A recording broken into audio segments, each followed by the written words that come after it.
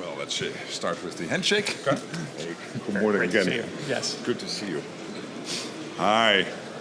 Good morning. I'm really happy that Under Secretary for Elbridge Colby is here today. He has been a consistent voice over the years for Europe and Canada to really step up when it comes to defense spending, when it comes to defense industrial production.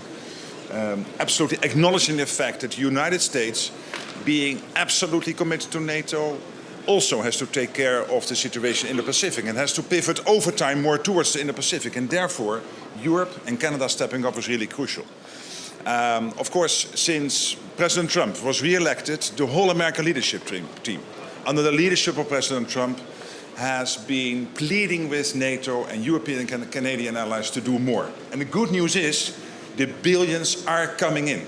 I mentioned yesterday Germany spending in 2029 152 billion, 152 billion euros, which is double what they spent in 2021.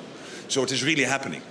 And that's crucial. So President Trump's leadership, Secretary Hagsted's leadership, your leadership in all of this is highly recognized. We are very happy to have you here today, sir, in the meeting, and we are really anxious to listen to you and have a great discussion. But again, thank you for coming. Thank you. Thank you, Mr. Secretary General. It's an honor to be here to represent the Department of War and Secretary Hegseth. And I think I'll just reiterate what the Secretary General said with President Trump's and the Secretary General's historic leadership. I think 2025, you saw a reframing and a real genuine commitment because of the President's leadership and the SecGen's leadership to actually have a Europe that leads the conventional defense of NATO, which in a sense, as I'm going to say today, is really a return to NATO 1.0. This is a serious alliance focused on defense and deterrence, and it's greatly thanks to your leadership, Mr. Secretary General. And so I think this year we actually have a good message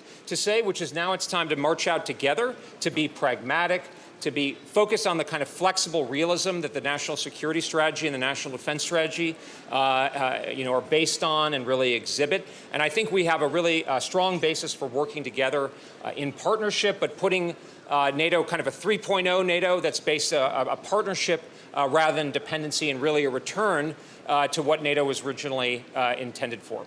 Absolutely. Thank you so much. Thank you. Great. Okay.